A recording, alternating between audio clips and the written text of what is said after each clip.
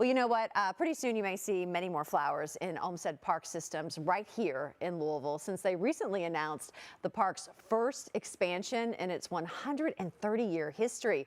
The park now plans to buy about 25 acres from the Louisville Presbyterian Theological Seminary in order to preserve that land and provide better access to Cherokee Park. So excited to catch up with Layla George, President and CEO of Olmsted Parks Conservancy, to talk about these details. Layla, you know, wow, we always love to brag about our beautiful park systems, and what a wonderful kind of gift to the community in this new year. I mean, tell me all about it.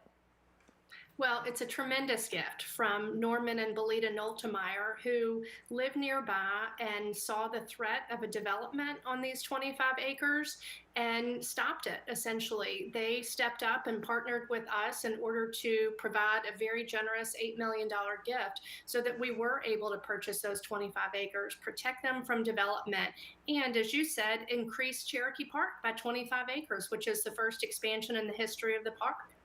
Kind of give me the visual of where you kind of envision this expansion being, and where do you begin with kind of creating? I feel like planning a park is different today than, you know, 50 years ago, 80 years ago.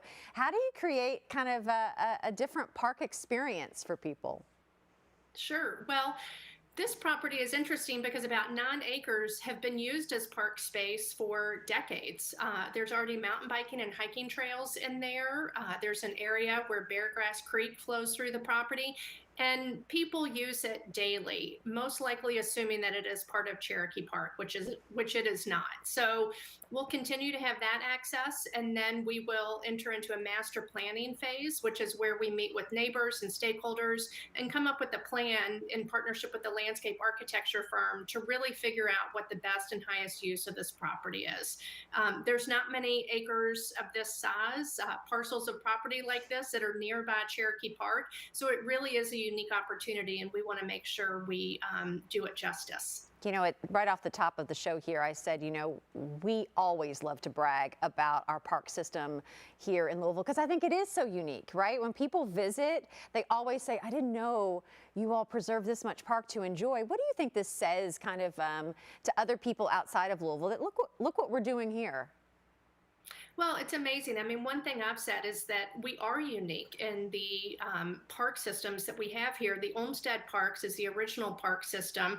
We're one of only 4 cities in the country that has a park system like this designed by Frederick Law Olmsted. So it is a really, really big deal to have this kind of urban green space. And the way I look at it is the Noltemeyers enabled us to kind of do it for the next few generations, the way that people in the late 1890s did for our benefit. So it really is a tremendous legacy that the Noltemeyers, and along with us and all the other neighbors and park users, are going to get to enjoy. You mentioned that there's a lot of planning that has to take place between, you know, the announcement and actually kind of, you know, getting a shovel in the ground. But when do you expect, like timeline-wise, once you get the feedback from the community, when do you ideally think, all right, we'll be walking into the park by what time? Yeah, well, so right now there's some dorms that are on the property, and part of the restrictions that we have placed on the property is that it has to be a park space forever. So this land is going to be protected in perpetuity as a park system, no residential development, things like that. So the first step is to remove the dorms and kind of restore that area just to natural habitat. So we'll do that probably, hopefully, in the next 6 months. And then in terms of building something else on the property, we think that will happen likely in about a year. But in the meantime, people are free to go walk through the property as they've been doing all along.